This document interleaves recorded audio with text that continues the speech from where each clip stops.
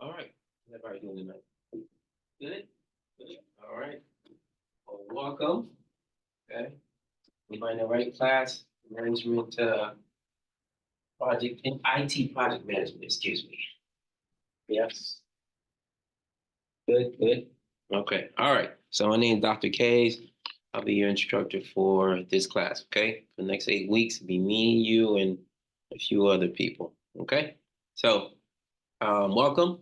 All right. So, first things first, I'd like to just kind of go over some ground rules for the class, okay? And then we can kind of continue on, okay?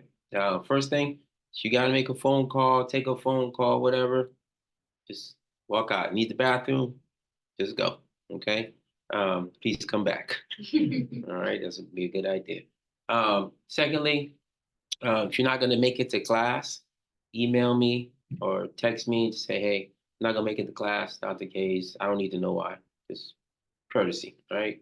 You're at the job, you're not going to make it to work, you let your boss know, hey, I'm not going to make it, all right? Same thing with me. If I'm not going to be in class, I'll let you know, hey, I'm not going to make it to class. So there'll be somebody else there or whatever the case may be, all right?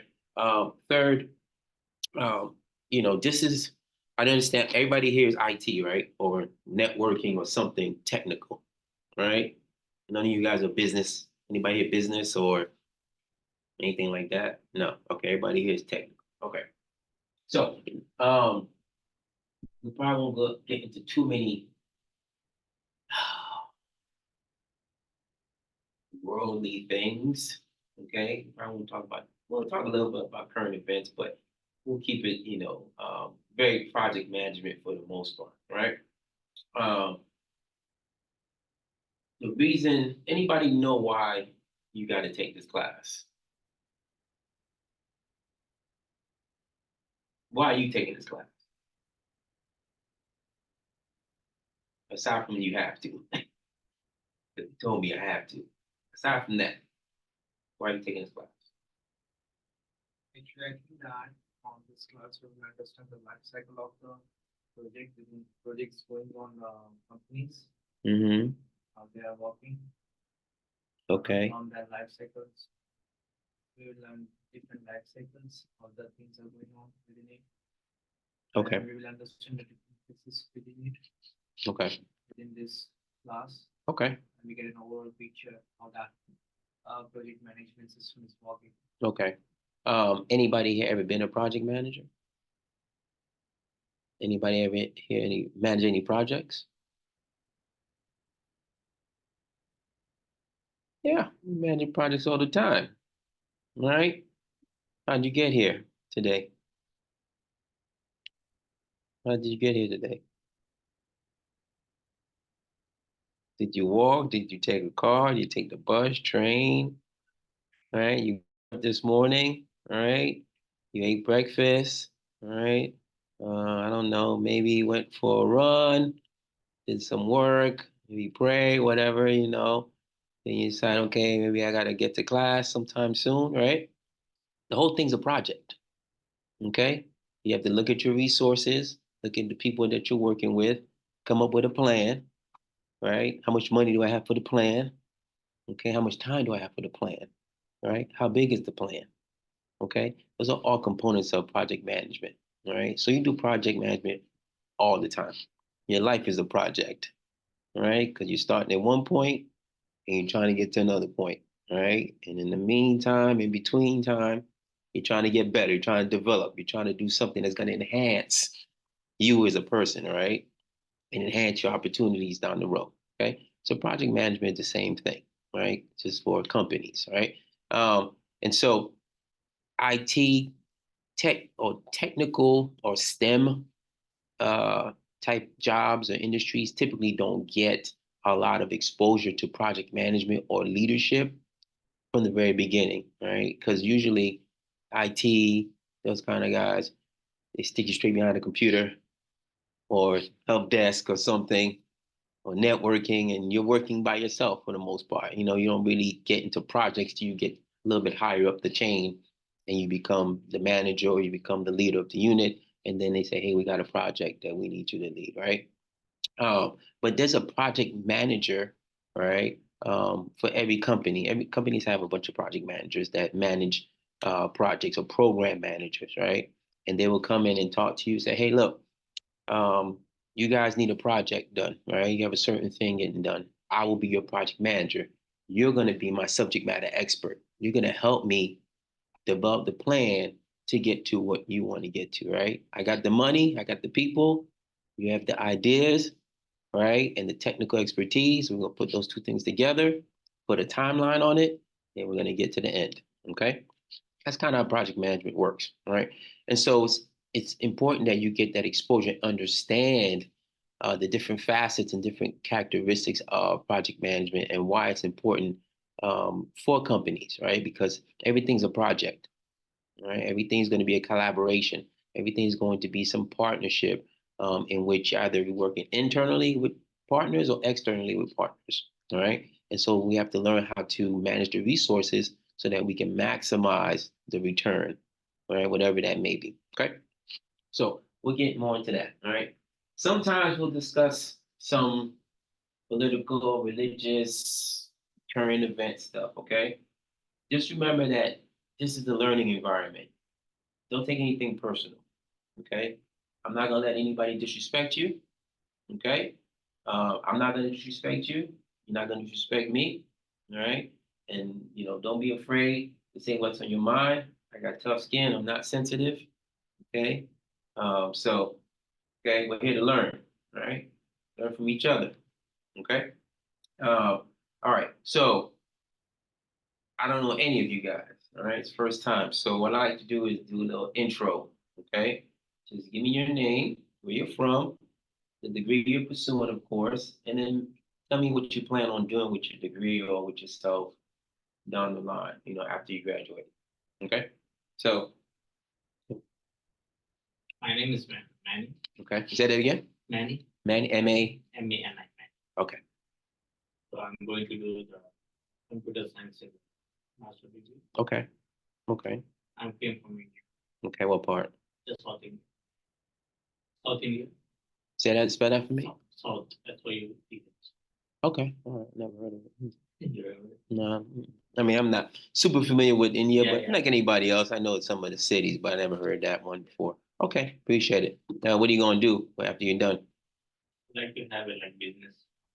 Okay, you're gonna stay here or go back to India? I'm gonna stay. Stay here? Okay. All right. Well, thank you. My name is Ayus. Okay. I'm from India. I'm from the western part of the Gujarat. Okay. And I'm pursuing over my computer information science. Mm-hmm. After graduation, I'm thinking to work in agriculture and IT related department. Agriculture and IT. Yeah. Okay. All right. Making a mixture of that. Okay. And I'm targeting with the Microsoft Foundries, learning that skills, Okay. grow and enhance my skill in that area. Okay. You gonna stay here or do that back in India? After getting the skills and everything, we'll be back. Yeah. To India? Okay. And studying my own things with the IT and agriculture. Yeah, okay. Interesting. All right. That's And I have the prior experience in IT healthcare domain. I've been working with I was in the system analyst over there. Okay. And I get an experience of 9 months over there. Mm-hmm. And I'm working with the different healthcare hospitals of US. Okay. And I'll be working for them in like such hospital like Vanitas, immunizations, economic surveillance, and such hospital companies like Vanitas, Wyckoff, UMC. Okay. Them I've been working. I've worked them. Okay. Okay. All right. So you got some experience. Yeah. Yeah. Good. Good. Okay. All right. Thank you. I'm Bhargavi. And Say that again. Bhargavi. Bhargavi. Okay. Gotcha. I'm from India. Okay. I'm from the city of Guntur. Okay. And I completed my bachelor's in India with Okay. computer science, and right now I'm pursuing master's in computer and information systems. Okay. So after my master's, I'm planning to gain some knowledge and skills over here. Trying to apply jobs in USA. In the USA. Okay. All right. All right. Good. All right. I appreciate it. Thank you. All right. Wilson, can you give us a quick intro? Yeah, Wilson here. I'm from Lagos, Nigeria. I got my first bachelor's degree in computer science and currently doing my master's in MICIS here in California Marymount University. And my plan after school is to like get into cybersecurity and get more experience, work experience, and certifications on the way. So that's my plan. Okay. Okay. All right. Appreciate it. Thank you. Quasi? Yes, sir. Yes, Hello, sir. Give me. everybody. My name How is you doing? Ozzy. I'm doing great. Nice to meet you, Good. sir. Likewise. I am originally from Ghana, and Okay. I have 15 years of experience in radiology technology and Oh, okay. healthcare. And Okay. I am currently getting my master's in MCIS with the Mm-hmm. intention of um, integrating or merging my background in healthcare with systems analysis, project management, working with teams and helping organizations grow. Okay. Um, I believe that this is the perfect course for me because I get to learn project management to its core. Mm-hmm. And, Okay. which will help me in the future, whether be it in the administrative. I've not really streamlined what exactly I want to do, but I know that I want to help organizations grow and optimize the systems and also work with teams. So it could be anything Okay. in analysis, project management. I don't know. It could be tech, AI. I don't know. So I'm Okay. excited. I'm here to learn, and thank you for what you are bringing to us. No, absolutely. I appreciate it, and we're gonna learn together. Okay. Absolutely, thank you. All right. Raghu. Hello, Professor. Raghu. This is yes. Hey. Hey, Professor. This is Oh, Raghu, and I hail from India. okay. I'm currently working as a senior project manager at BTI Solutions. It's at Okay. our client location. We work for Samsung. So Okay. my interest in MSCIS is, I have done my bachelor's back in India, and I wanted to, Mm-hmm. get myself a master's degree and go further in my career, which is the reason I have taken this course. And the current class of IT project management, I am assuming this class would help me in my enhancing my skills and to be a in Okay. a better position going forward. Yeah, I was gonna say this should be easy for you. You do this all the time. That's what you Somewhat, do. but not completely. Yeah, I need to learn more stuff. Yeah. Okay. Okay. All right. Well, I'll definitely be seeing how you feel and your opinion on stuff. And it's good always to have somebody that's in the class that's doing it at the moment, is actually, Yeah. active. It's always good because there's always new things happening in the field that you don't, get to see in the books.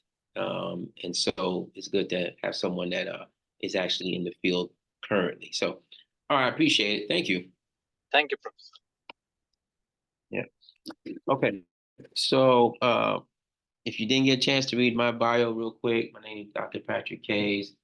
I'm from Brooklyn, New York. Retired military. I was in the military about 21 years. Retired about 11 years ago. A bachelor's in business, master's in HR, master's in artificial intelligence, and PhD in organizational leadership and change management. All right. So I know a few things about a few things. Okay, so I don't know IT necessarily. I'm not a big networking guy, but I understand computer science and information systems and that kind of thing, and I understand I mean AI pretty well. Okay, I'm okay with that. All right.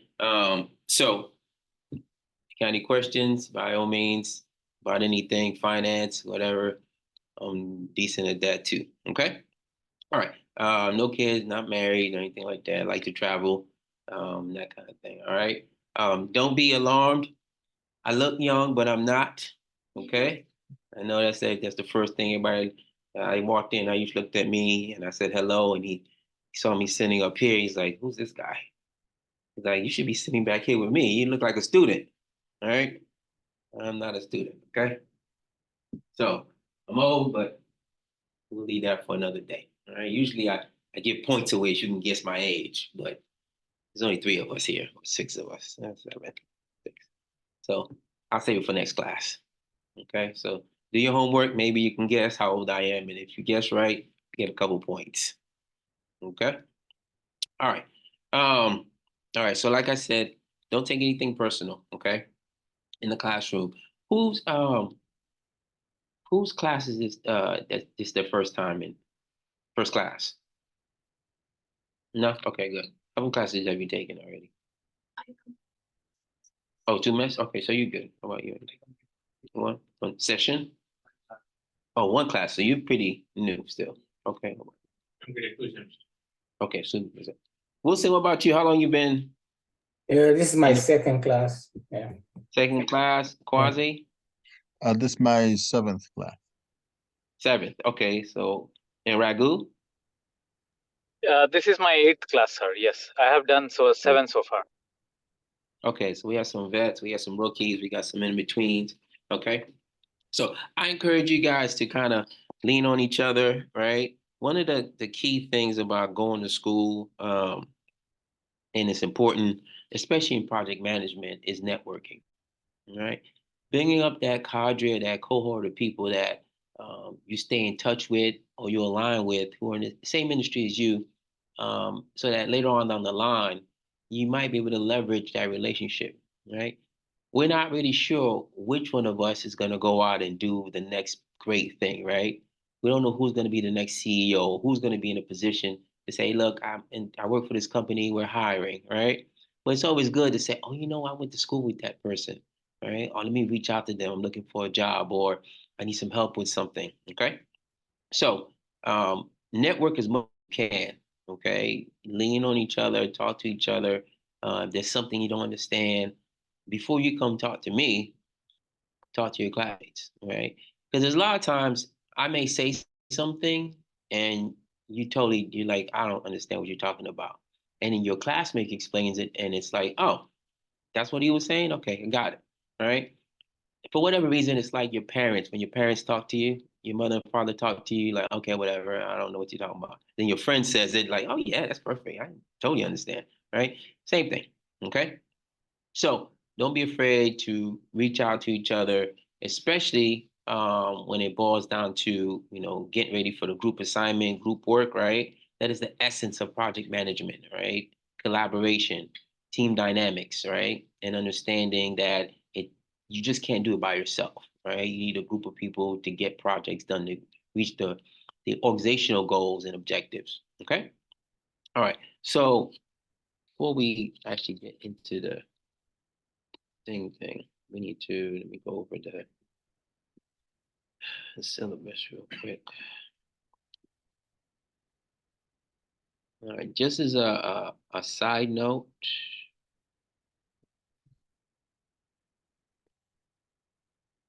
so usually start class at 5:30, usually be done by 7:30, give or take. I don't go the whole till 8 o'clock. It's a lot, it's late, it's a night class. I know some of you work, people got families, stuff like that. Maybe you just want to go home. You just tired of me. You just want to go home, right? I get it. I like to go home too. So 7:30 will be done for the most part, unless we have something that we're discussing, and it will keep going until everybody's done, okay? All right, so let's look at the syllabus real quick, okay? Um, some of the learning objectives or learning outcomes, excuse me. That should have been better done. Need to take that out. Okay. All right, let's look at the important stuff here. All right, deliverables, okay? So, let me get out of the way. All right, so as you can tell, right, you got an LE one day every week, right? Okay, do Wednesdays by 11:59 p.m. Okay, that's the initial post. And then the follow-on post that you reply back to 2 of your classmates is do Sunday 11:59. Okay, All right. Quizzes, one per week, right? 5 multiple choice questions, pretty easy. Open notebook, open PowerPoint, open book, open source, whatever you want to use, okay? All right. The first thing that's going to be doing is title justification, okay? And we talk about the title justification, we are referencing your final paper, okay? Your final project for this class, okay? And the title justification, all I'm asking for is what the title of your paper is, what the topic is, right? And why you chose it. Why is it relevant, okay, to IT and project management, right? So keep that in mind, right? No more than maybe a paragraph or two, okay? Don't give me 5, 6 pages. Just need a paragraph, okay? 2 maybe. Don't go overboard, all right? It's only 20 points, so it's not gonna kill you either way, all right? All right, after that, we're gonna do the case study, okay? And so the case study basically, there's no, where's the, that's weird. This is a group case study, okay? So this is a group thing. The case study, okay, it's a group thing, right? And so I'm probably going to create the groups myself. Usually I let the students decide, but if you have people in the class that you know you want to work with, let me know, send me an email. Come in. Hey. And let me know. And it's three max per group, okay? So send that to me by next week if you want specific people that you want to work with, you want to be in a group with, let me know, okay? Via email. Any correspondence you have with me, email is probably the best way to get me, right? Unless it's time sensitive, then just text me, okay? After that is the final paper draft or draft paper, right? And so when we're looking for that is just give me what you've done thus far up to that point. I don't expect it to be finished, okay? It's a draft for a reason, right? So whatever you have, it should be ready to go, right? When I say ready to go, it should be in the proper format. It should be, it should look the way it's supposed to look. It should be no spelling, no grammar errors. The format should be right. The structure should be right. It should be, in the proper sections and all that good stuff, okay? It just should look right, but it doesn't need to be the whole paper because I know you may not necessarily have the whole paper done, right? Then you have the paper project, all right, the final paper, 10 to 12 pages, we'll work on that. In addition to a recording, right, a video of your presentation of your paper, okay? So that's you on Zoom or Microsoft Teams, whatever, presenting a slide deck, a presentation, all right? And you submit that, okay? And that's for you, and all this stuff is related to, except for the case study, all this other stuff is related to your final paper, right? And then the final exam, okay? Final exam typically will be some multiple choice, some short answer, okay? Some short question. Sometimes it's just short answer, maybe 3 or 4, and then we'll move on from there, okay? All right, let me see, there's something I want to say, but, so for your topic, right? For your final paper, make sure you pick a topic that's interesting to you, right? But relevant, okay? And not only relevant in the sense that it's relevant as far as our current time, but it's relevant to the class, okay? It's okay if it's IT, it needs to be IT focused, but it also needs to be project management focused, all right? So you have to find some interaction or some intersection, I should say, of the two, some kind of topic that covers kind of both, or you can do an analysis of a company or something to that effect, right? But pick your topic wisely and make it, so that it's interesting to you. It'll be a lot easier when you start writing, okay? All right. Everybody familiar with, let me see here, let me make sure before I move on. Anything else? Okay. All right. Plagiarism, right? Zero tolerance policy, okay? Do not cut and paste. Do not borrow other people's work. Just paraphrase, and more paraphrase, okay? read the material, and figure out what's it mean to you. Okay, what is the author trying to say? What are you deriving from that information? Okay, all right, which leads me to my next thing, APA. Everybody familiar with APA? Okay, no, American Psychological Association book. Let me see if I have mine here. I don't think I have mine. No, didn't bring it today. All right, I suggest you get the APA manual. Okay, it's this thick, 7th edition. Okay, probably get one used for like $6. Okay, something like that, maybe 15. Right, and that book will help you write your paper in the proper format. Will help you learn how to cite, right, and make sure that you don't get any trouble when it comes to plagiarism. Okay, now I know for most of you guys in undergrad, you don't do too much citing.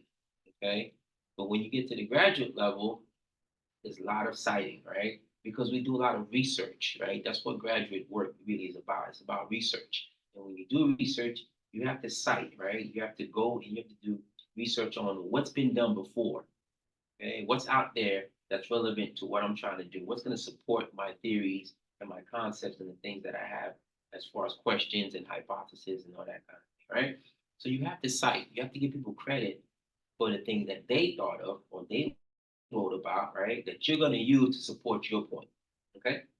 And so the first couple of weeks, I'm going to take it easy.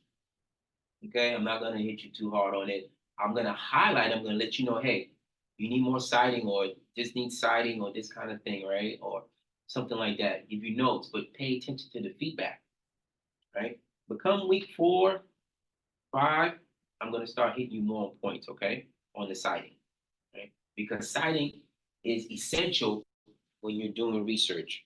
Okay, citing is essential when you are at the graduate level because other people are relying on your work as well.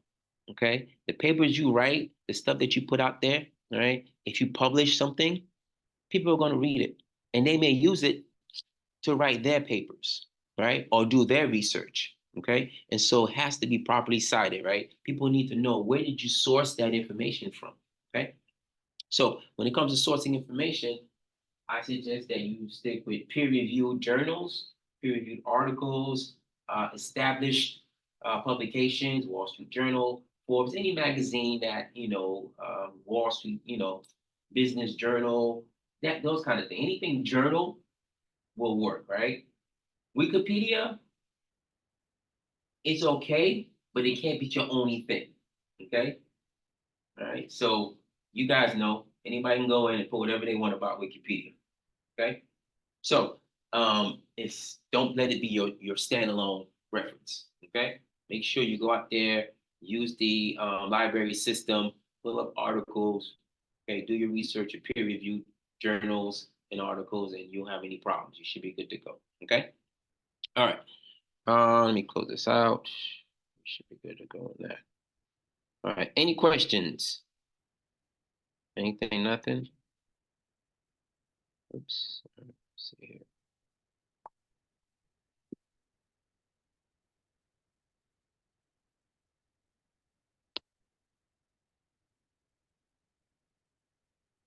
Before we get started, all right. Oh, young man in the back, Mohammed. Where you from, Mohammed? Jordan. Jordan? Okay. What degree you getting there? MCA. MIS6961. Okay. What do you plan on doing with it after you're done? No plans or Not much. Just trying to move forward with my career. what's your career? What is your just move forward in career wise, just in IT or just Yeah, in IT. okay. All right. Are you planning on staying in IT or you plan on like doing networking or something else or Probably cybersecurity. cybersecurity? Okay. All right. Okay. That works. See back to my I don't like this view. Switch to my view.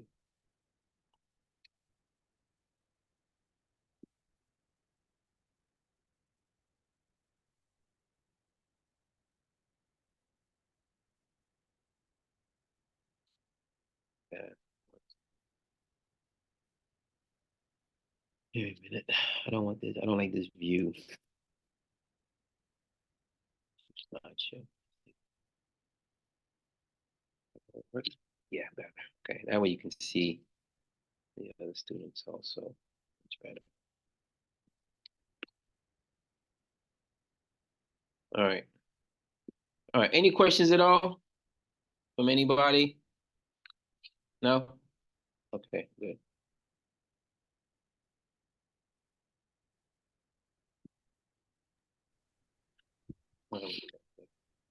Hi, Professor. I have one question regarding title justification. Yes. So when I see in Moodle, I see that we need to submit titles justification in this week. So, but in in brackets, I saw it's due. You saw what? It's not due this week.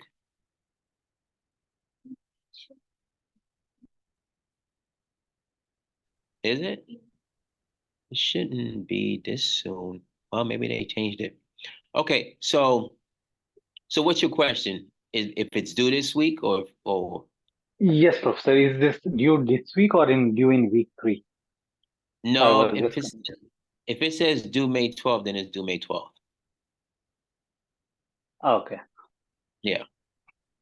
Yeah, they must have changed that because typically it's not due the first week. It's normally due the second or third week. So let me double check. But as of right now, we'll call it due this week. Okay. But if something changes, if I find out different, that it was maybe just a mistake, I'll let you know. Okay. Sure, Professor. Thank you. All right. Thanks, Raghu. Okay. So I already asked everybody who's been a project manager, who's done project management before. No one's formally done project management, but we've all done project management to some degree in our life. Okay.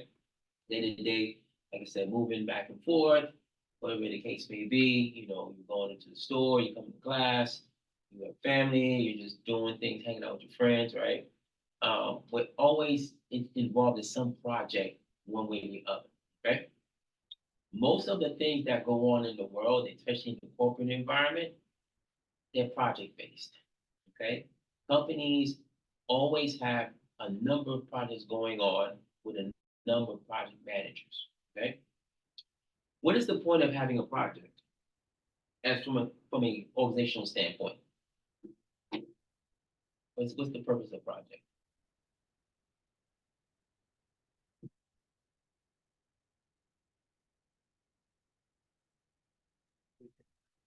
Complete the task. Okay.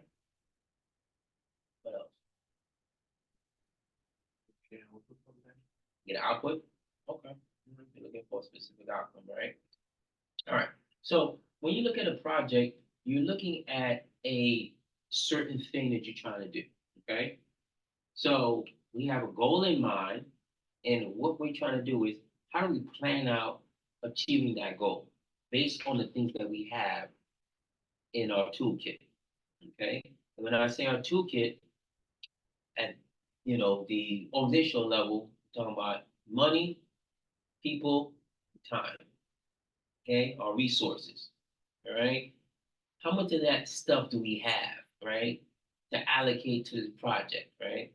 What is the scope of this project? What is the cost of the project? How long should the project take, right? These three things are like the most critical components of a project, okay? And companies are always having to decide and prioritize which projects they're going to do, right? There's always 50, 60, 80 projects they can be done, right? There's always something that can be refurbished or enhanced or streamlined or something like that, right? But companies have to figure out, okay, what project is going to make sense for us, right? Based on where we're going as a company, based on what's going on externally, right? Economy, uh, nowadays, global activities or events, okay? How much money do we have? Okay. Do I have the right people for this project? Okay. How long is it going to take? Okay. How is this project going to contribute to the company? What value is it going to add? Right.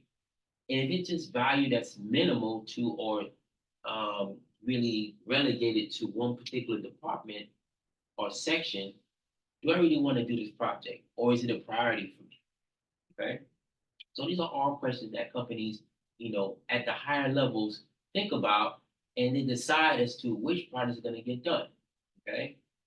Project management, as far as where to allocate resources, is decided at the C level, right? The C-suite. Okay. And that's all based on the corporate strategy, right? What is our organizational strategy? What is our mission, right? The mission is the guiding light. That's the drum, the beat of the drum that we step to, okay? Everything that goes on in a company is there to support operations, okay? We're all there to make sure that whatever it is that we do at our core, everything else is there to support it. IT, marketing, HR, um, compliance, all those little different departments within a company, right, are there to support the operation. So we want to make sure that we have all the things that we need, right? CA finance, all that good stuff, right? But more importantly, we want to make sure that the products that we are committing our resources to are actually going to bear fruit in the end, okay? And majority of projects don't really do well. Okay, most projects kind of fizzle, all right? They don't really go anywhere, right? And it's not because the project wasn't necessarily good or wasn't great. A lot of times it comes down to execution, right? Implementation, or we ran out of money, okay? Or the project that we're working on is no longer relevant, okay? And so we have to decide as to when to cut the ties, when to kind of say, enough is enough. We've got to a certain point and we're happy with the results, or the client is happy with the results, or we've gotten some benefit as far as some kind of financial revenue generating activity that the project created. Okay. So there's a lot of different ways in which to measure success in your project. Okay. All right. So worldwide, IT spending was 3.5 trillion in 2017. I'm sure that number has increased probably by 2, 3 times. Okay, IT is big business now. All right. Okay, you guys are in high demand. All right, and IT, without an IT department or without IT in your company, you're not going anywhere. Okay, and so we all know that, right? We all privy to that information. But it's just not about IT and just getting back there and just doing stuff on the computer and just being in your little cubby hole. All right, it's about understanding where do I fit in the bigger picture of the company, right? What role do I play, right, in enhancing or making the company better, right? If I'm making my department better, right? How am I going to make it better? Because if I make my department better, that makes the company better, right? And so those are the kind of things you have to think about. Right. Number of jobs reached 66 million, all right, by 2027, 87.7 million individuals working in project management oriented roles, right? So again, our society is moving to a more tech heavy, environment, okay? We see there's a big boom in AI, right? Everybody's AI crazy right now, okay? But you can't have AI without IT. Okay, you need the two kind of go together, because in order for someone like me who does AI, right, gotta have good processors. My network has to be tight, right? You have a good database. They have to all connect and talk, right? That's IT. I don't do that stuff. Okay, I do the other stuff, right? I go pipeline, I production, that kind of thing, right? When it comes to setting up the network and troubleshooting and no idea. TCP, IP protocol, whatever. Yeah, I don't know what that means. I know what it means, but not well enough. Not like, okay. But it's important to understand that this is the way we're going, right? This is the way society is going, trying to leverage as much technology as we can in order to make things more efficient, okay? In order to increase productivity, in order to increase revenues, right? and in order to create in more of a better product for our consumer, right? Or for the consumer, right? At the end of the day. If something is not um, in demand, right, there's no point in trying to sell it. Okay, there's no point in trying to do anything about it, right? We are in the business as a society of doing things that are marketable, right? That I can sell, be it a service, good, a product, whatever the case may be.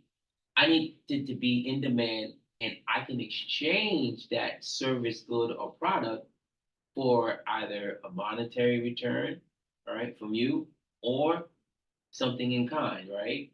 Hey, you do IT, I'm a doctor, okay?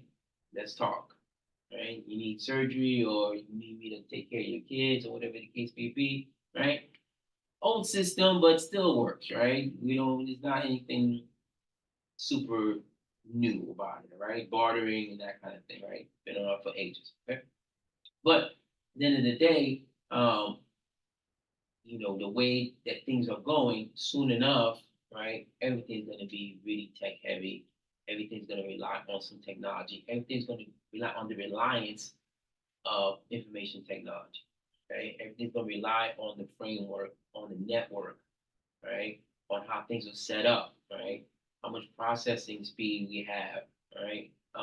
Because everything's about big data, okay? So it's important to keep that in mind.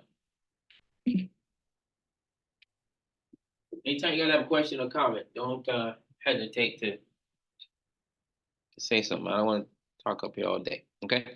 So as a PM, right? You hear me say PM because project manager, project management, or um, sometimes program manager, but we'll get into that in a minute.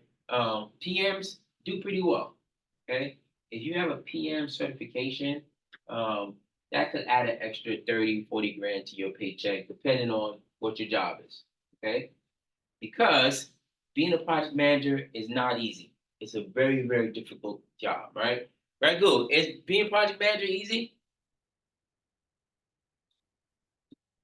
He's gone. Look, he's probably like, I'm not even saying a word.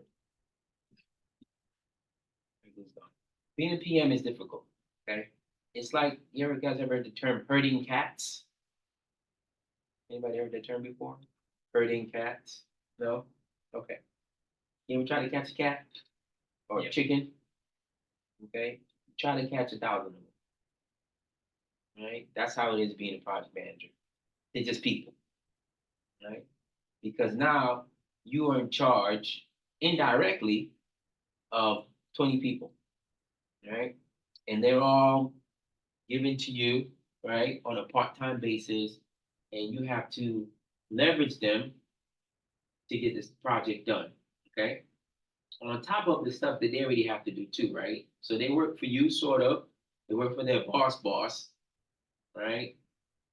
Got a couple of things going on, right? They have to find the time to mess with you and still do their job. Okay, so it's a very difficult job, right? So project managers do all right. Okay, this figure here, of course, is 2017. It's old. Project managers easily make about 130, 140 nowadays, right? Give or take. Okay, and that's just straight up being just a project manager. Okay, and understand that as a project manager, that could be your title, and you will get involved in just any project. In most companies, Fortune 500, Dow 100, and that kind of thing, they all have project managers, a cadre of project managers, and each project manager gets assigned a project. Like, hey, marketing has a project they want to do. You got it. Okay, go talk to marketing, figure out what you need, figure out what the scope is, the timeline, and how much money that we're gonna need to do this project. Okay, because it links up to this particular position objective that we're trying to achieve. Okay, so project managers do all right. Okay, when it comes down to it, did it disappear? When it comes down to it, right? Project management is a lot about time management. Okay, thinking out the box, problem solving, and a lot of people skills. Okay, a lot of leadership. Right, understanding how people tick, understanding how people move. You have a question? Okay. Understanding how people, react to certain things, right? And understanding that you are a leader of people, you're a manager of resources, okay? And people are a resource, right? And so it's very difficult. Has anybody here ever been in charge, managerial position? No? Okay. So one day, you guys are managers or owners of your own business, you will find out, okay, how difficult it is, right? Many issues, most issues that you have in your company or you're going to face are people related issues, okay? Nothing about the system, all right? It's nothing about the machinery, nothing about the IT. It's about the people and then the IT. Or Jim screwed up the network, or something's down. We need to get somebody there, right? So you're going to find that being a project manager is very difficult because people have competing objectives. Okay, they work for you, but they also have their regular job. Okay, and now they have to prioritize what's more important. Where for you as a project manager, you have a certain thing that you're trying to get to, and that's your only priority. Right? You may have a few projects going, but more likely just one. Right? Depending on how big it is. Right? Depending on the scope. Okay. All right. So organization wastes $97 million for every $1 billion spent on projects. All right. That's a lot of money. Okay. 97 million for every 1 billion. All right. Does that sound like a good return? 97 million for every billion spent.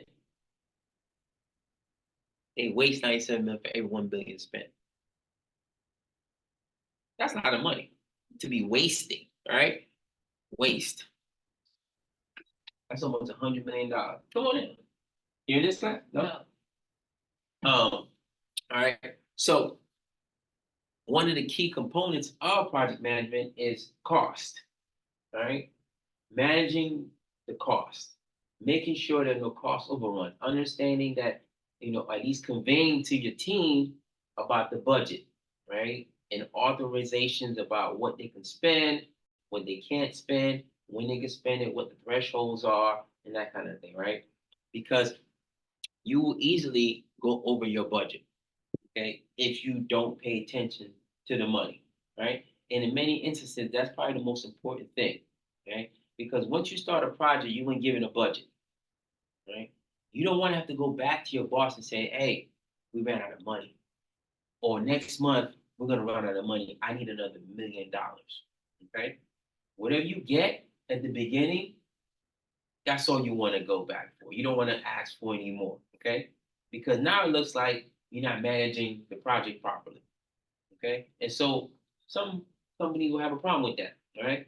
You want to be efficient as you can, especially with the money, right? That's probably the one area where you got to really keep your eye on, all right? Very good. Are you there? Are you back? There, you just got back. Take a break. Okay. All right. Some advantages of using a formal project management process. All right. So the project management process is like any other process. Okay. It's an approach. All right. What's the problem? What do I have to fix it? As far as like, what do I have? What resources do I have to get to the, to help fix it?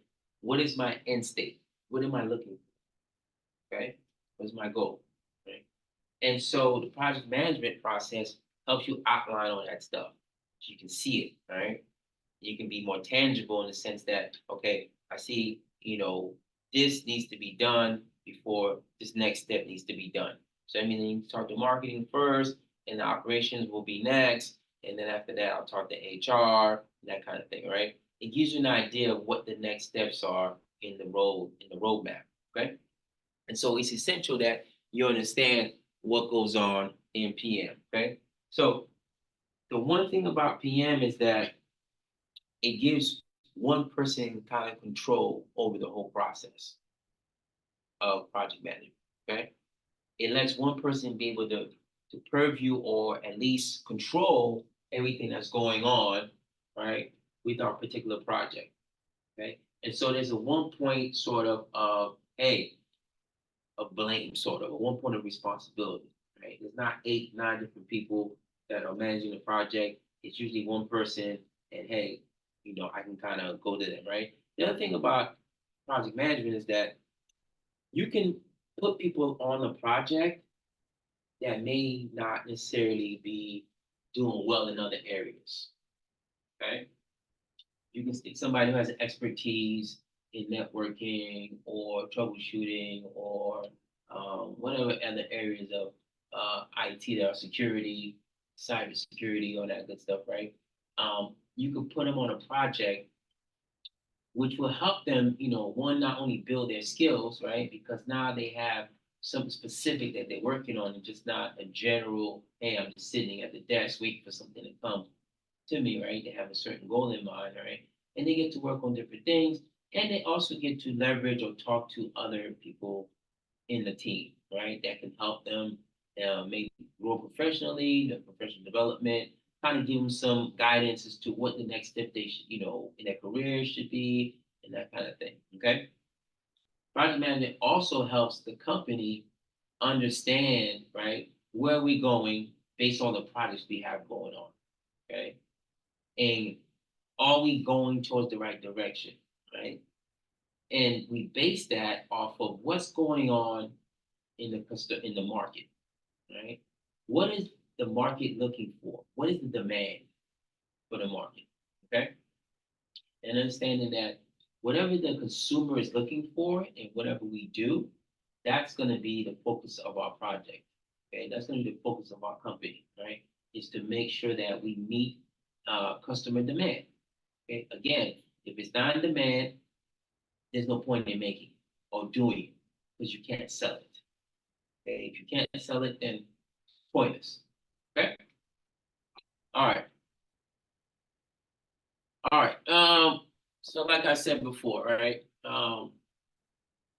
Based on a study from 1995, it's pretty old, right? Still, 16.2% of IT projects were successful in meeting scope, time, and cost goals, right? Over 31% of IT projects were canceled before completion. So 1/3 of IT projects go down the tube, right? Now, why do you think that is the case? Why do you think 1/3 or 30% of IT projects, right, go down the tubes, don't make it? No proper execution, No proper execution. What else? lack of resources, Yeah. and Okay. government, money, Yeah. time management. This Okay. all leads to the failure of the project. Okay. What else?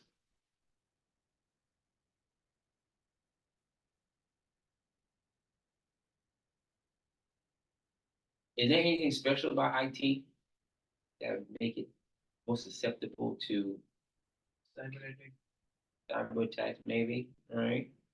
What else?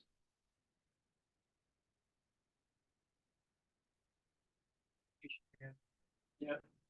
How? Hey, come on in. Come on. Come on.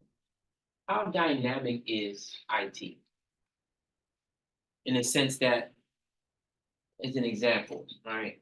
I told you I do AI, right? Um, every day there's something new in AI. Okay, now every minute is something new, new way to do something, a new product, a new something that I'm like, okay, can't keep up. Okay, IT, I would think is kind of the same, right? Maybe is it? Right? It's always changing, right?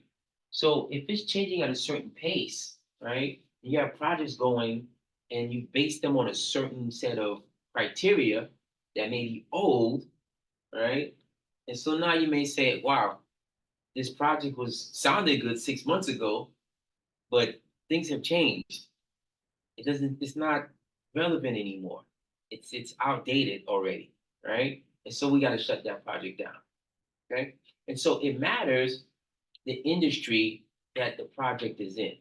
Okay, is really what we're getting at here. And because of that, because IT really moves pretty quickly, right? Project management in IT can be somewhat difficult at times, right? Because you could very well be working on a project this month And then in 2 months, they're like, grab it, we're done. Okay? They came with ChatGPT 5.0. Too late now. Okay, let's plan for ChatGPT 7.0 or something like that, right? Or that, everybody familiar with Qualcomm, right? Company, okay. Everybody familiar with 5G, right? Okay. Now, everybody familiar with 7G? No? Okay. Well, that's a project that Qualcomm has, right? Qualcomm is pretty much the people that came up with 4, 5G, 5, 6G, whatever, right? Okay. They have all that. Okay.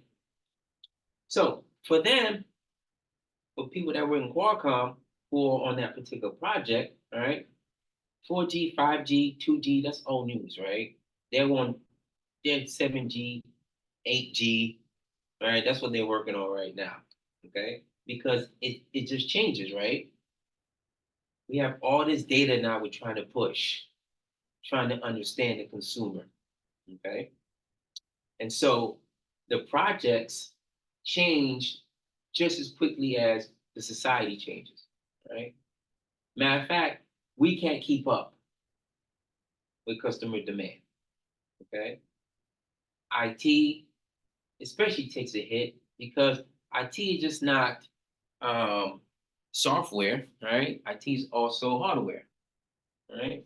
Understanding setups, understanding, I need a new computer or better computer that has, better processing, more RAM, more whatever it is, right? That I need to do my job. Okay.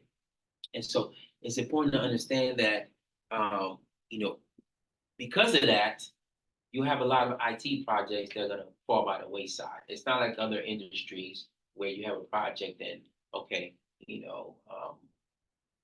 yeah, that's the beginning of the year. Right?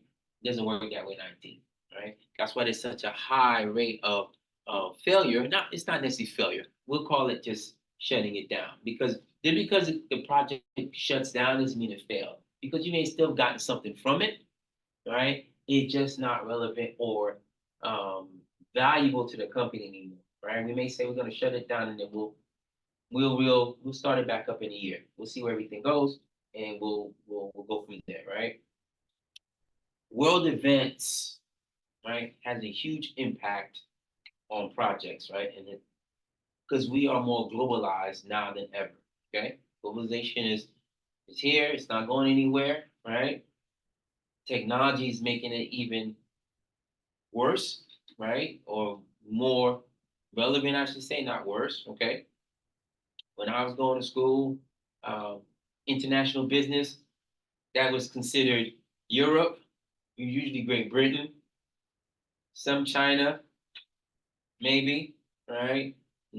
Some parts of Mexico, right? That was international business. Japan, that was international business. Okay. Now we can do business with anybody, right? Want to do business with somebody in a little village in Africa who has special material or special things that they make. You can do that, right? Okay. That's all because of technology. It's all because of IT. It's all because of the technology that we've had that we've implemented in order to facilitate all this stuff. Okay, but it takes a lot of work. Okay, the projects that come on board today may not be the projects that actually get executed tomorrow, okay? Because they become obsolete, become redundant, or they become not necessary. Okay. Um, Half of all projects fail. Only 2.5% of corporations consistently meet their targets for scope, time, and cost. Okay. So as you can see, project management is difficult. It's costly. Okay. But companies know that. Okay. If you really want to know, like, or understand project management and understand the industry that really deals with that on a regular basis and at a high level, think about pharmaceutical companies. Okay, Novo Nordisk, Eli Lilly, Bayer, some of these companies that are doing really heavy research and development for drugs. Okay, those are just big projects. Okay, that last a long time. Okay, and so those particular projects, because of all the money you put in to the research, just to find out 10 years later that they don't work too much, right? It's ineffective, or there's no longer that particular problem, or whatever the case may be, or there might be an issue or something that we're trying to do that we really can't get to.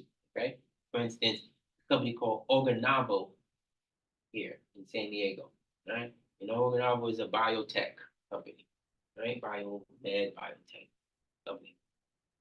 And so they've been around for a little bit, okay? And what they do is they 3D print organic material, right? And so their goal, their mission, their objective was to 3D print vital organs, liver, kidney, those kind of things, right? For humans, right? They were successful in doing it for rats, mice, small animals. Okay, they did good, right? When it came down to doing it for humans, not so much. Okay, because the human kidney, the human liver is way more complicated than something for a rat or a mouse. Okay, a lot of layers, a lot of veins, a lot of capillaries, a lot of stuff going on in there that we can't see, right? And so they started up here with the project, right, at a certain price point, and they slowly lost a lot of money, right? Right, and that's what we call the burn rate, right? The amount of the rate at which you spend your money on projects, but really not getting anything back. Okay, the burn rate is important. I want to keep track of that, all right? And so you will find that a lot of projects just aren't successful. They just don't pan out, okay? Because it's difficult, especially in those industries with biotech, biomed, where we're dealing with complex systems, right? The human body, probably the most complex system there is, right? Understanding those things and then trying to figure out, okay, all the different variations of issues that can happen, right? Because each of one of us are different, right? Your kidney is not the same as my kidney. Structurally, fundamentally, yes, it is, right?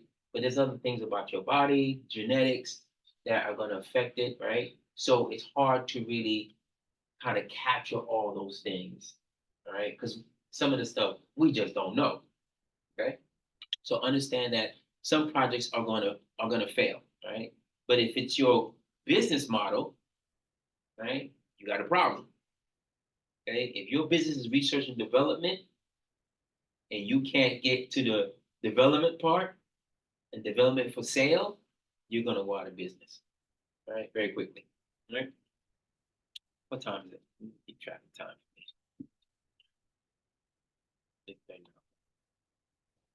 Shall we give you guys a break? So, all right. All right.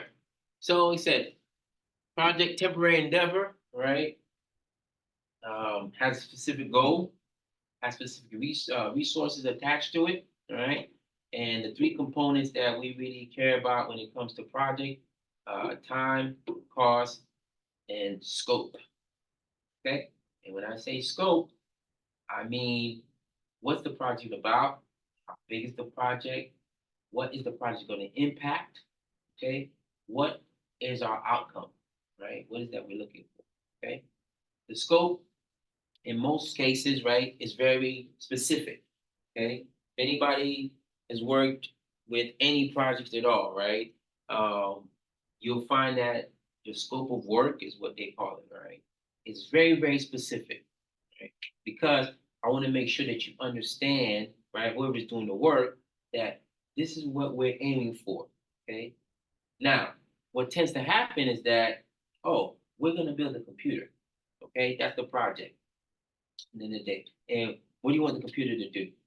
Well, I want the computer to do this, right? I want the computer to have, 8 gigabytes of, whatever, RAM, ROM, I wanted to have a single state drive, or I wanted to have a disk drive, whatever it is, right? I wanted to have a 13-inch monitor or screen, I want it to be gray. I want the keypads to do this. I want it to have a mouse. Okay, cool.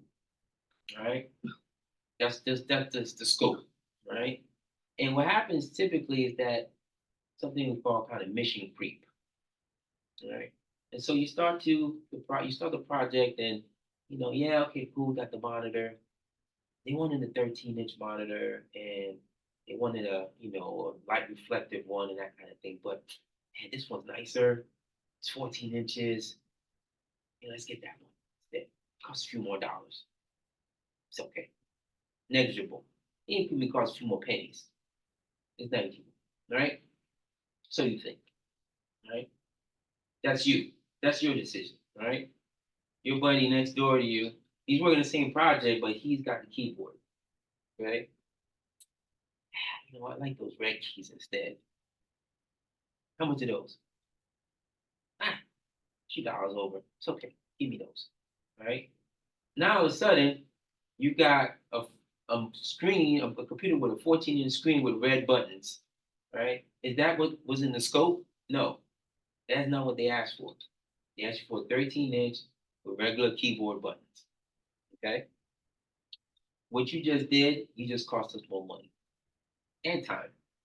Because guess what? Now you have to go back and get what I wanted. Okay, you just wasted a whole bunch of time and money, right? Now imagine everyone in the project is doing that. You spend an extra $100. You spend extra $100. You spend extra $100. So there's 6 of you in here. That's $600 extra dollars just spent in 10 minutes. Okay, imagine that happens all the time on a regular basis. I'm gonna be over my budget real soon. Okay, that's what we call mission creep. Little things start coming into it that weren't part of the original scope. Right? Next thing you know, you got something that when you look at the scope, you go, doesn't look like the specs. A little way off. Okay. We need to figure this out. We need to reel this back in, figure out, how do we get back to the scope? Okay. Scopes are very specific in nature, and the people that write them, right, are people that the ones that commissioned the project. Okay, and when I say commission, like usually a project will come from a particular department, right? Like I said, marketing has a project. They want to, implement a new software system. Okay, cool. So the project manager gets on it, sit down with the project manager, with the hiring manager or the marketing guy, say, hey, okay, what are you really looking for? What do you want it to do? Okay, how do you want it to look? And then after that, I move forward, right? But the only way that I know that the project is successful is if the client is happy with the project. There's some financial return on investment that I can see that we made money off of it, right? Or there's something else that we benefited, from doing the project, whether it be, expertise or understanding of a particular skill set, or just enhancement of, skills in general for people, or maybe we did do something and it's essential for another department, whatever the case may be, right? We've got something out of it, right? But understanding the scope, the cost, and the time are the three critical components that you have to keep track of, right? All right. Operations work is done to sustain the business. Project and when the objectives have been reached or the project has been terminated, right? So we kind of know that stuff, right? Once you get to your goal, we wrap up the project, call it a day, right? Or we kill the project, okay? Because again, like we said, it's irrelevant, not necessary, okay? So some examples of projects, okay? This team of students create a smartphone application set it online. Company develops a driverless car, right? All this stuff, right? Of course, the second one, Tesla, right? The first one, probably some interns at Apple, right? Or Samsung or whatever. Government develops a system to track child immunization, happens all the time. Global bank acquires other financial instruments to consolidate systems and procedures, right? Now, it's an interesting one because this is something that you probably wouldn't think of that IT is involved in, right? That, it is, but you probably don't think of it in that way, right? Those terms like, oh, what you need an IT guy for that you're gonna, acquire new systems, right? But if I'm doing a merger and acquisition, right?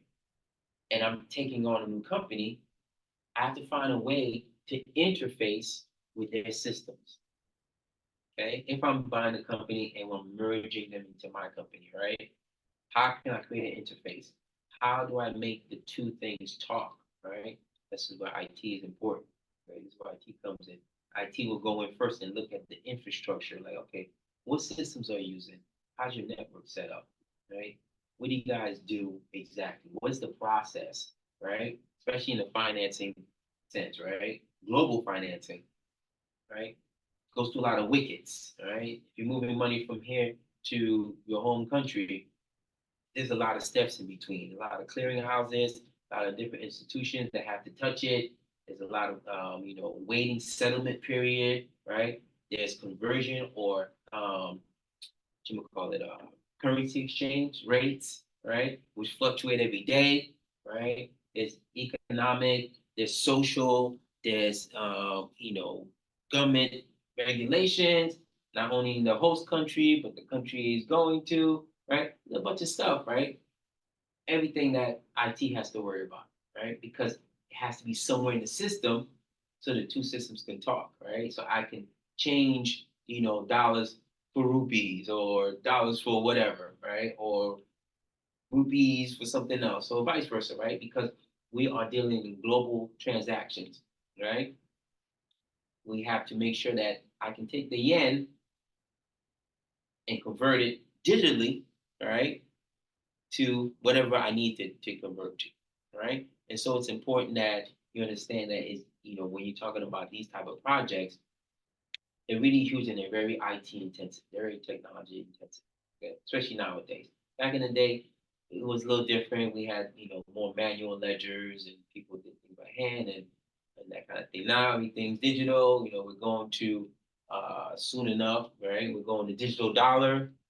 Reserve currency is going to be shot. We got blockchain. We got all this other stuff, right? Who knows about blockchain? Who knows blockchain, cryptocurrency, and all that good stuff, right? That's all IT stuff. Really, at the end of the day, it's not AI, it's IT, okay? And understanding how blockchain works and that kind of thing. It's very complicated for most folks. Most people don't understand blockchain. They don't understand the requirements that IT and the importance of IT when it comes to blockchain. That's why they don't really get into it. Okay, you guys are very much on the cusp and the leading edge of what's about to change in the financial system. Okay, there's going to be a big change here shortly. All right, we're going to change how we do business banking wise, how you guys do transactions on a day-to-day basis and your understanding of it. All right, there's IT guys and gals that are in the company doing all this stuff right now. Right, they've done it already, but important to understand that these are all projects that you guys should be looking forward to kind of getting into when you get out in the real world. Right, who knows what it's going to be when you guys are ready to go. Right. Some other IT projects, top strategic technology 2018, AI, right, which we already know, okay? Every company has an AI project nowadays, okay? Everybody's trying to automate, try to use AI in some fashion to, be more efficient, cut down their payroll, right, HR, okay? Because payroll, right, for those of you that don't know, is the biggest expense for any company, right? Human resource, right? 65, the same percent, maybe even up to 80% of the revenue is allocated towards payroll. Okay, making sure you get compensated, making sure you have all these other benefits and all that other stuff, right? It's expensive. Okay, and so people are looking at AI projects, trying to figure out how do we cut some of that cost out, right? Can I put in a new system and then chop some people? Okay, which is happening every day now. Okay, companies all over the world are, hey, you know what? Got this AI thing we can put in. It's like Chat GPT. So if I have one Chat GPT, how many people can I get rid of? That's 2, 3 people. Okay, one-time cost. It's okay, I'll pay it, right? I'd rather pay the one-time cost of $500,000 than have to pay 3 or 4 people $100,000 for the next few years. Okay? Because at the end of the day, you guys, right, take vacations. You guys get sick. You guys, us, let's say just you guys, us, right? On average, I mean, out of an 8-hour day at work, how many hours do we actually work? Anybody know? Yes? Four, maybe. Five. More like 2 or 3. Okay, rest of the time, you goofing off. Okay, on the internet, I go to the bathroom, hungry, I'm tired, and take a little nap. Okay, that's just the way it works, right? We're human. Okay, guess what? Who doesn't need a vacation? Who doesn't need a break? AI, IT, the systems don't need a break. All right, I mean, as long as you got the fan on and you keeping it cool, right? It doesn't overheat. You're good. All right. No bugs, no hackers, and that kind of thing, right? The security's tight. Kind of runs on its own. Okay. You can do it remotely. Okay. And so all those considerations you have to think about as far as, okay, if I'm working on a project, what's the impact to the company? Okay. What's the impact to the people that are going to be affected by this particular project? All right. Intelligent things might be the Internet of Things. Uh, Cloud to the edge. Okay, anybody familiar with edge computing or cloud computing? Cloud computing for sure. Edge computing, maybe a little bit, somewhat. Right. Okay. So cloud computing, you know what that is? And all information gets stored in the cloud somewhere. I don't know, it's in one of those clouds, right? Uh, Edge computing is more like when you go to the store and you buy something and you put your card in, and that transaction happens right there. That's edge computing. Okay. So understanding that, right? And understanding what is the IT infrastructure that make that happen, right? And then from there, what happens next, right? Because we all know that, yes, it gets processed now, right there at this point, right? And it looks like the money's out of your account, but it really isn't. Okay. It's still there, right? Because now we go back to blockchain sort of to ledgers, right? Understanding accounting, right? It's still there on the books, right? We haven't made that swap yet. I got the goods, but you haven't got the money yet. You just have a digital, you have a receipt. You haven't cashed it in yet. Okay. All right. Immersive experience, that's a big one. Okay. Everybody's kind of been to these, already seen the Oculus, or been through like some kind of immersive experience where you kind of are in this environment, they create this fake environment, right? Again, can't do it without IT, right? You have to have the infrastructure to support those kind of things, right? When you go to play video games, even, right? Or when you go to any interactive or immersive environment, right? It's all technology based, right? And that you can't really do that. You can't do anything without IT. That's true, right? That's why IT is extremely important, right? And a lot of people think that IT is just troubleshooting. And people just sit back there like, I got a trouble ticket. Okay, well, just restart your computer. Okay? Right? Isn't that what solved most of the problems? You start your computer, every problem solved, right? Okay. You would think that people would do that, but they don't. Okay. All right. Um. Okay. So now we're getting into applications, mobile downloads, all the stuff that we're doing um, nowadays, right? So when I grew up, we didn't have cell phones. Okay. When I grew up, we had rotary phones. Right? Everybody know what? Everybody seen a rotary phone before, right? Stuck to the wall, right? Big and clunky, you pick it up. That's what I grew up with, okay? You can only go so far, you got your sister, mother, get off the phone. You trying to talk to your girl or something, and everybody's in your business, right? Yeah, that wasn't cool back then, okay? Yeah, that payphone. I used to have a dime in my pocket, little book with a pencil. If I met a nice lady, I could take a number down, right? Nowadays, it's right, okay? Or hey, what's your Instagram? Hit me on the gram, right? I don't have Instagram, but I heard it's pretty cool. Okay? So what's going on nowadays, right? In particular, this week, right? What's going on in the social media realm that you think is going to have an impact as far as, or it's going to have an impact and may be something that you'd be interested in as an IT person in the social media realm? What's going on? Anybody? No? You know, aside from AI, it's a specific platform. TikTok, right? What's going on with TikTok? It's going to get banned, right? Okay? TikTok is going to get banned unless it gets sold here in the next, I think they got 6 months, a year, or something like that. I think it's a year, right? TikTok is going to get sold. Why?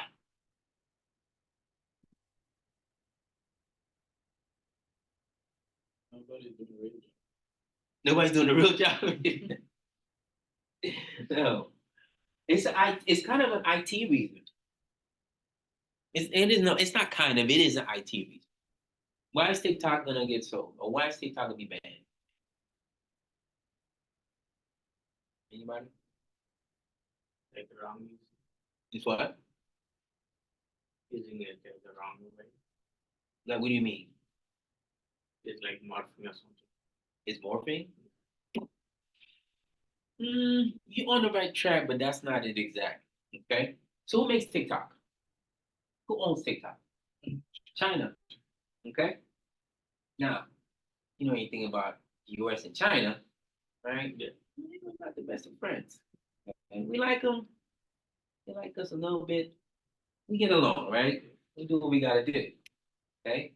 But what is something that's always a issue for most countries? Data leak, right? Is the information going to be compromised, right? But why would they worry about that? Well, Data leak to the China person. right, but can a data leak happen anywhere? Yeah. It can happen anywhere, right? Yeah. Okay, but why TikTok? Why not Facebook? Facebook has data leaks. TikTok is from China. TikTok is from China, right? But what is it about TikTok in China that we're worried about? That is a data leak, right? We're scared of data, right? But why? They might use that data against us. They might use the data against us, right? But where are the servers? They're in China. Okay? We have no control over the servers. We can't even get into China to buy a hamburger. Okay? Much less get into China to check the servers out. Okay? So, from a national standpoint, right, when we talk about security, cybersecurity, we're talking about, IT security, just making sure like all the data that's within our servers and our consumer data is not being broached or hacked or breached or whatever the case may be, right? We have no control over that, right? Because it's in China. If the servers were here, no big deal. We TikTok could stay because servers are not here. We don't trust China like that. Okay. And so now, what do you think the IT folks that either work in China or even here in the United States, right? How do you think they're gonna be impacted by that? What's gonna happen to them? They're gonna be fired. They're gonna lose their jobs. Okay? They're gonna lose their jobs. Right? So just trying to highlight how important IT really is, right? How important understanding the projects that go on in IT are critical to a lot of people in their livelihood and our way of life and how we do things, right? What is TikTok mostly used for? Yeah. Entertainment, right? It's form of communication, right? Which most of our communication now is more digital, okay? And so we're pushing toward that way, right? And TikTok is wildly popular. Everybody loves TikTok. Okay, I don't have TikTok either, but people love TikTok. Okay, and people are very upset about TikTok possibly being gone. Okay, so for TikTok itself in China, what do you think they're worried about? How do you think they feel about this? As an organization, if you were the CEO of TikTok, what would you be thinking about? As far as, oh shoot, the United States is saying we got to get out of the US. What would you think thinking about? Really, really bad, right? Yeah, that's really, really bad, but why? Why is it really, really bad? Because the most revenue the TikTok would be generating is from US. Thank you. Right? Money gone. That's a lot of money they're gonna lose. Okay? To the point where I don't know how popular TikTok is everywhere else, all right? But then are other countries gonna start worrying about China, right? Because China, everybody knows, not everybody, but China is notorious as, you know, uh, they're notorious for counterfeiting. Okay, China doesn't really develop anything. They just steal technology and then they do whatever they want with it. Sometimes they make it better, most times not. They just use it and that's what they do. Okay, that's what they do. So now, if they lose their biggest market, which is the U.S., right? They have to start thinking about, okay, where are we going to make up this revenue at? Can we make it up? Are we going to have a cascading effect to where other countries are going to be like, China, you got to go too. We don't trust you, right? Because your government is always trying to probe and look for information and espionage and all that other good stuff, right? You also have to think about how that's going to impact the relationship between China and the US. Okay, China already said we're not selling TikTok to anyone in the US. Okay, not gonna, right? And so you have kind of this, you know, additional kind of conflict, sort of, because of TikTok between the two countries, right? Because we as a nation want TikTok, but the national security issues that go with TikTok supersede what we like. Okay, and to protect the country, right? And so TikTok will probably be gone, right? I think a lot of people are gonna be upset, but you know what? That's a good project for someone, IT, someone who understands that, understands the platforms and marketing, get together and build a new TikTok, right? Can't be that hard. No. Okay. Um, and so we're downloading a lot of things, right? We're, using our phones for pretty much everything there is in life, right? We bank with our phones, we communicate with our phones, we shop with our phones, we send stuff with our phones, right? Our phones are pretty much our lifeline, right? Record, take pictures.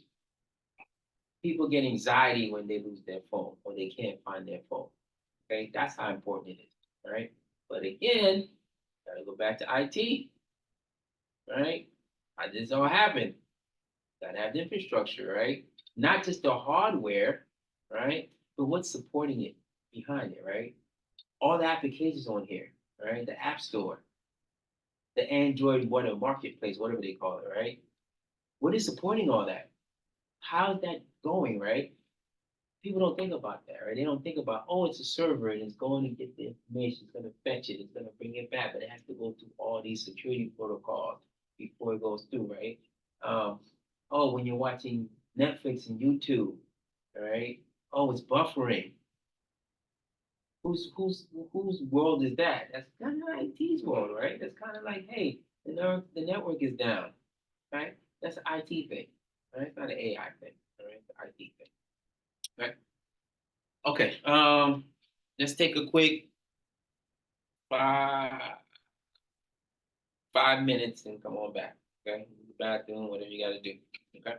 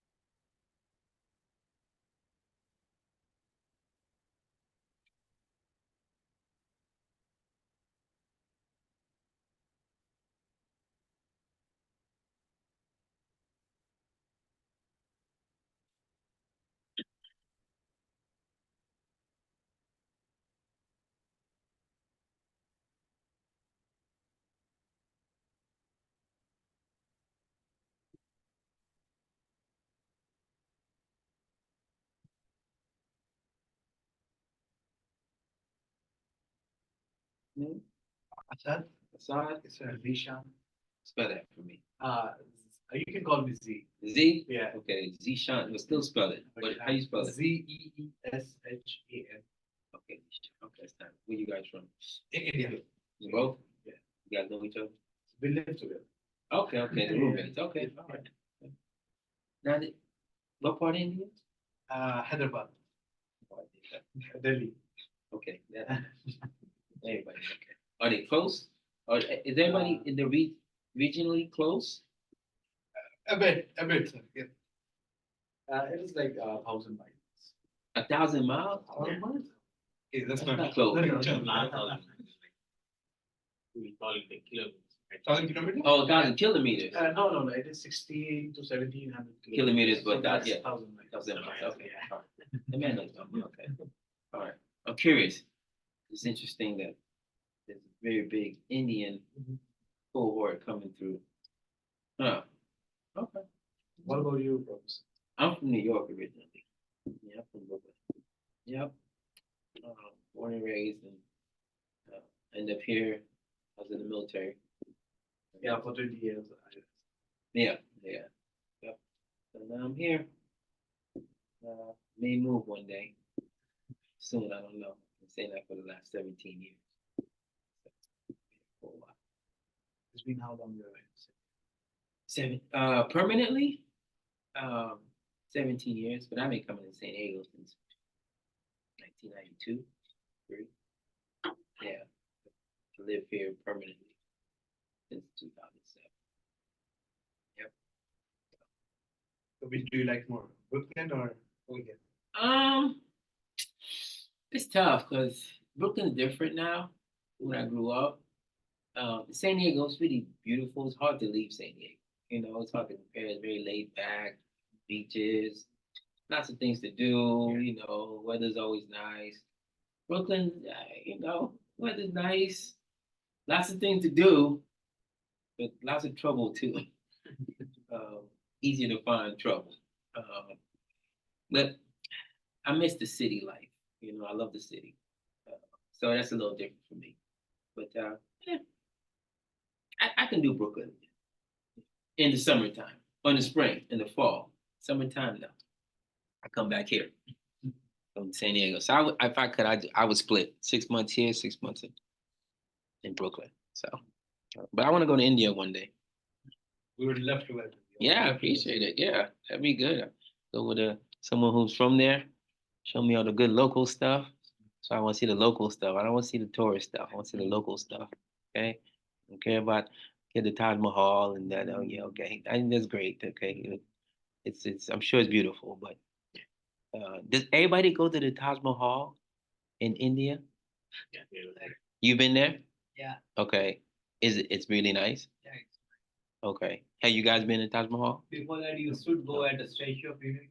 It's also good. What is it? Statue of Unity. Okay. Huh. Yeah, I don't know a lot about India. Yeah, the Taj Mahal is a beautiful structure. Okay, The yeah. architecture. Yeah, the architecture. It looks beautiful. Looks No one amazing. can build it. Yeah, it looks amazing. Yeah. Yeah. One day, but I want to see the other stuff. Eat all the food too. The most important part, the food. Okay, which I know is not the same. The Indian food here is not the same as the food in India, huh? No, it doesn't. Not even close, huh? Hate that. It's probably better over there, huh? Always getting the short end of the stick. All right, let's move on. Okay, all right, so project has unique purpose, temporary, have a primary customer or sponsor, right? Like I said, most times projects are commissioned or sponsored by a particular department or section, right? Compliance, marketing, HR, they have a SUS system, something they want to integrate. Hey, we got a project. Okay, let's make it happen. Okay. As I said before, most important things about as far as a project manager and your goals are to control the scope, control the cost, and control the time, right? Manage all three, right? If you manage all three in your project, you'll be successful, right? You stay in the budget, right? Little cost overrun, that's okay, right? When I say cost overrun, it's relative to what your budget was, right? If your budget was $1 million and you go over, you know, 10, 15,000, 20,000, yeah, okay, whatever. Even 100,000. If your budget was $1 billion and you go over $1 million, you're doing good. Okay, you're doing real good. Not bad at all. So again, we try to manage those things, right? Those are the most important things for PMs. All right.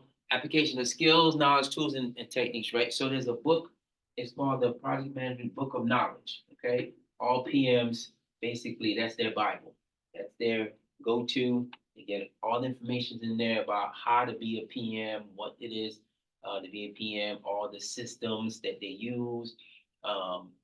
You guys remember Gantt charts and that kind of thing? No? Okay, well, we'll talk about that later, right? So prior to Microsoft coming up with the PM project, whatever they call it, right? Their software application, everything was basically done manually, right? You had what we call it, kind of a couple different systems. You had a matrix system, grid system, and then you have your Gantt chart, right?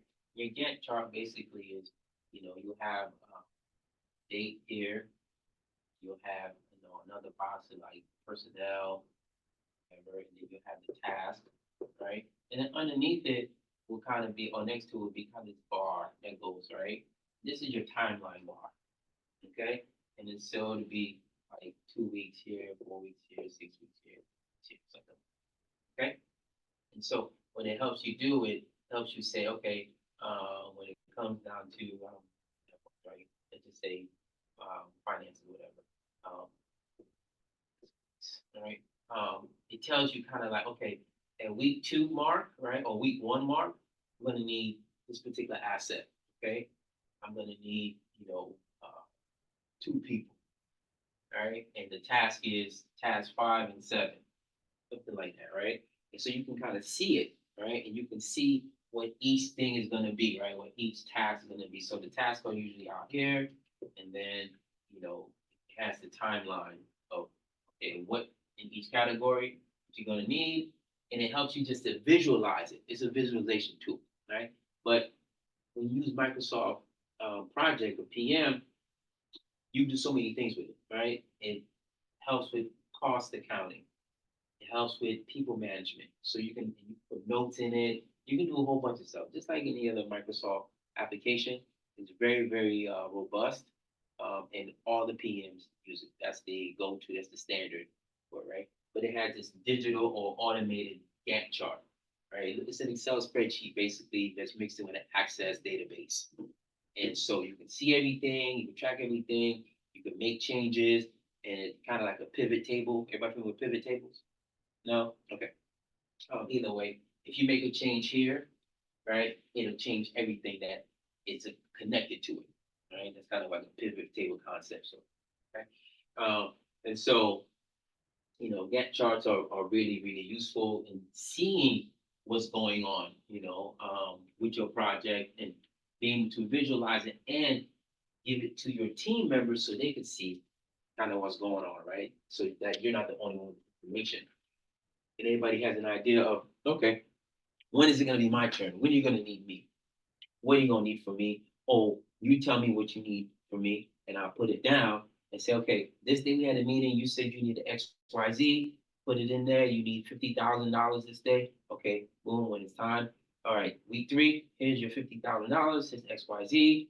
All right, in 2 weeks, you should have this deliverable for me because guess what? John needs it here at week 6. Okay, you can see all that on the Gantt chart in the Microsoft application. So there's a whole bunch of different ways, different things you can use. But the book of knowledge, if you plan on getting the project management certification, right? I think it's 12 weeks now, give or take. It's super intense.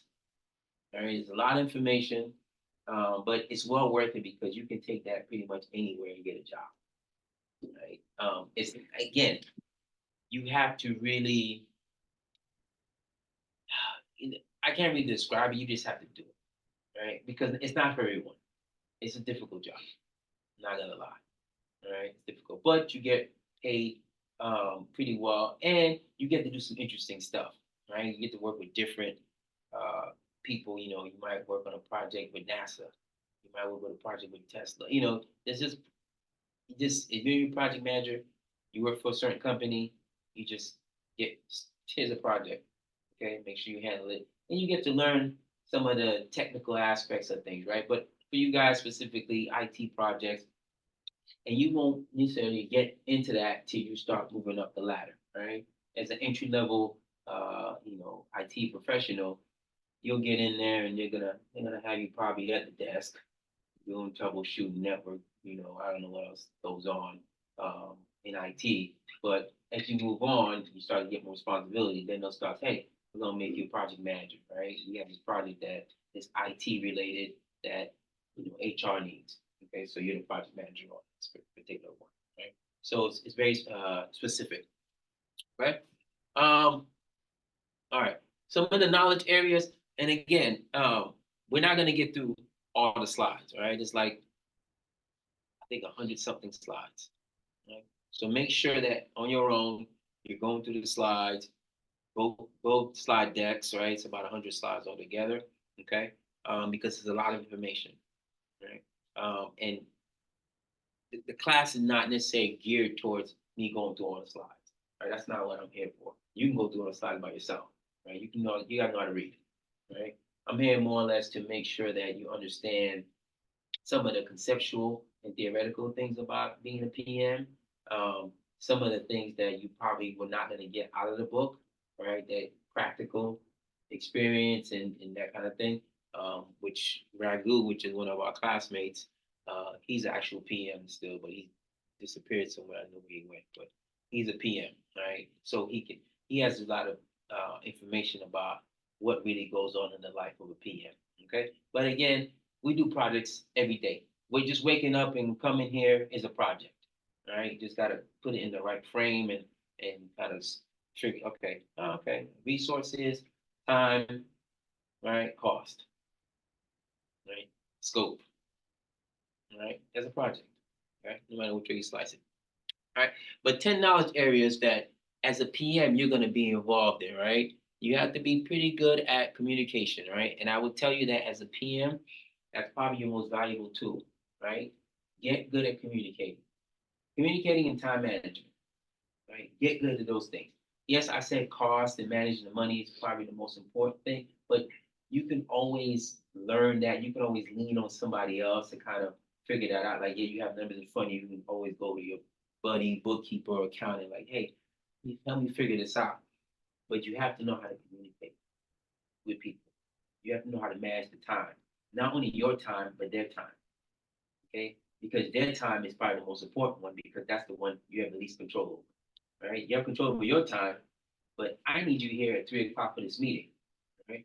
Well, I got my other boss, my real boss, who writes my evaluations, and he has a meeting at 3. So I need to figure that out, right? So you as the PM, you got to make a decision as to, okay, what's the optimal time? Is it okay for that person to miss the meeting and you catch them back up, right? Because you have to be considerate about their schedule, right? Because you want them to be active and participating in the particular project, but you don't want to stress them out either because they still have their regular job, right? That they're doing. So you got all these other areas, stakeholder, right? Stakeholders basically, let me see, we might talk about these things. Yeah. So stakeholders are basically the people that are vested into the project, right? The people that are going to be impacted or influenced by the project. And stakeholder could be anyone. It doesn't have to be someone high up, right? It could be you and I, right? If the project is going to impact us in some way, we're a stakeholder, right? We have vested interest as to why is this project important? Why are we doing it? How is this going to influence me in my life? Right? All right. Let me see. We talked about that already. All right. So based on the book of knowledge, right? All right. And the purpose of the tools and techniques that we have, right? So this here is the basic scientific method. Okay. It's not specific to project management, right? This is something that we do on a regular basis in life. Okay, just don't worry about IT, PM, don't worry about PM in general, right? When you're going through your day-to-day stuff and you have a particular objective or something in mind, all right? You're going to gather data, okay? You're going to analyze the data, right? Then you're going to represent it, all right? And when we say represent, we're going to visualize it, maybe, right? If it's for you, probably not, but sometimes you need to maybe write something down, right? Oh, okay, I got electric bill, phone bill, right? You're visualizing it. You're going to make a decision based on your analysis, okay? So this is why it's important. Data gathering and analysis are probably two of the most critical areas when it comes to projects, okay? Because the project has to come from a place where we've done the due diligence and we've analyzed it and we know what the problem is. We're not trying to fix the symptoms, we're trying to fix the problem, right? Which is something that happens a lot. People try to fix the cough, they try to fix the fever, not the root cause. Why do you have a fever? Why are you coughing? Right? That's what we want to fix.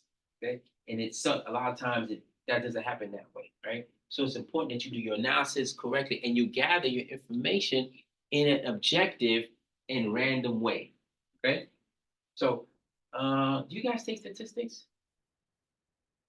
No, you don't. I'm not sure if you do. If you do, you'll see me again. Okay. I teach statistics. All right. So you'll see me. And so when it comes to statistics, everything is centered around data, right? The collection of data. Okay. If I don't collect my data in the appropriate way, I'm gonna get the wrong results. Okay, when I do my analysis. Right. Now you guys probably weren't here for all this, but when Donald Trump was running for president against Hillary Clinton, right? Everybody thought Hillary Clinton was gonna beat him and this is gonna be ugly. And then what ended up happening? He ended up winning and becoming president, right? So that really came from miscalculation on data gathering, right? When they were doing the polling and asking people, hey, who are you gonna vote for, right? People would say, oh, I'm gonna vote for Hillary Clinton, right? One was, people didn't want to be associated with Donald Trump, right? But the second problem that they had was that where they gathered the data, okay? Now, if I go to Donald Trump's from New York, okay? Sorry to admit that, but he's from New York, okay? If I go to New York and I go to Donald Trump's grandmother's house, I say, how do you feel about Donald Trump? What do you think she's gonna say? Yes, I love him. He's my grandbaby, right? I remember when he was born, I used to carry him around. I love that man. He's a good dude. He's a good man, right? Okay? You go to his neighborhood where he grew up with, his friends. What do you think they're gonna say? Yeah, this guy's fantastic, right? Okay. Now, if you go to California and ask the same question, what do you think they're gonna say? We hate him. We don't like that guy. Okay. You like Hillary Clinton? Yeah, we like Hillary Clinton. Okay. Well, okay. Did you ask the same question in New York about Hillary Clinton? What do you guys think about Hillary Clinton? Right? Didn't ask that, right? And so what happened is they got these skewed results because of where they were asking the questions. You can't go into the man's backyard and ask people if they like him. That's like me asking your mother, does she like you? Right? Probably gonna say yes, right? Maybe not, but more likely she will. Okay. So critically important, right? Analysis is important also because you don't want to fall in love with your plan. Okay, you don't want to skew the analysis or skew the data in your direction or your favor, right? This happens a lot too, right?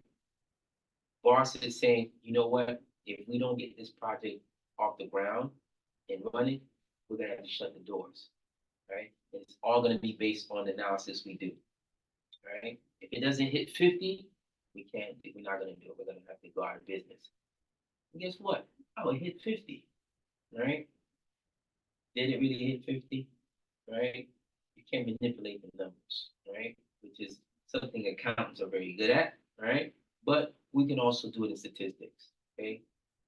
We can manipulate numbers, right? Manipulate words, manipulate graphs. There's a lot of things you can do in statistics when it comes to visualization and analysis that can represent something that's really not there. Okay, wording, that kind of thing, right? So these areas are important. Representation also, right? How you present it to people, okay?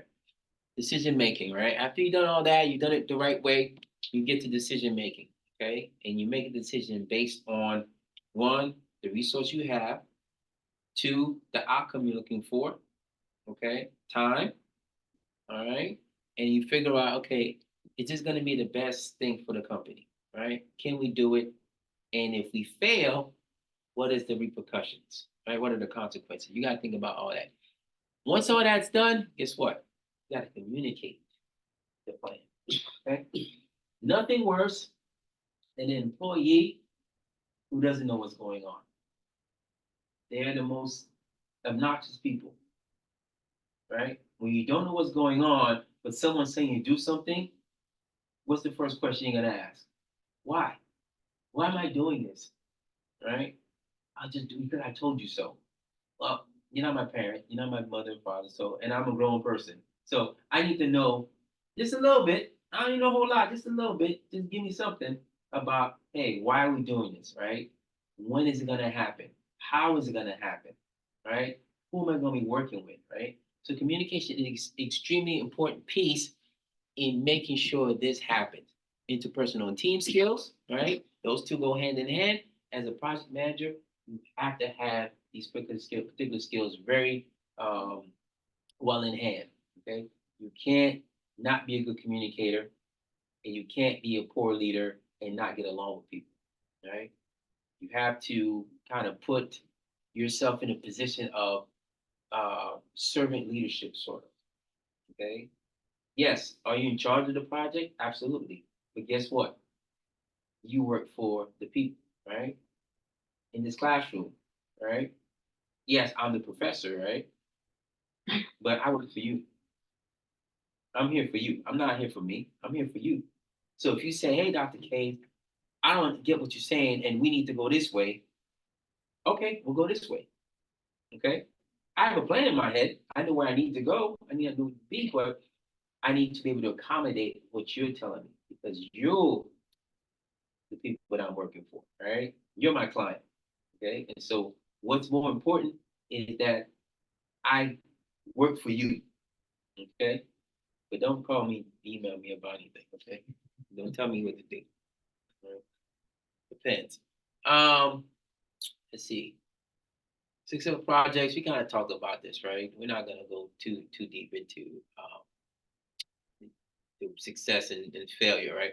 So the number of successful projects 29% in 2015. Again, that's an old number, and based on technology, increases in productivity, efficiency, systems, I'm sure that's gone up, right? And also the fact that we had COVID, okay, um, that particular event really made people analyze and prioritize their projects. Okay, what's really important, right? Because now we're just not talking about um, extra. We're talking about surviving, right?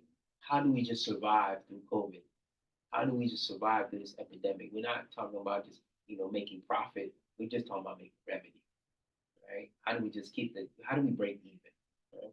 And so it's important that you understand that this number is probably way up higher than before because people are more discerning about the project that they do, right? They're very, specific. Like, okay, let's see all the characteristics of the project. Let's lay this out and the pros and cons, and then decide what we're gonna do. We're gonna do a thorough analysis. We're just not gonna be like, okay, every project that comes, oh yeah, here you go, here you go. We're not gonna do it like Amazon. So Amazon kind of like all projects go. Okay, they got a program.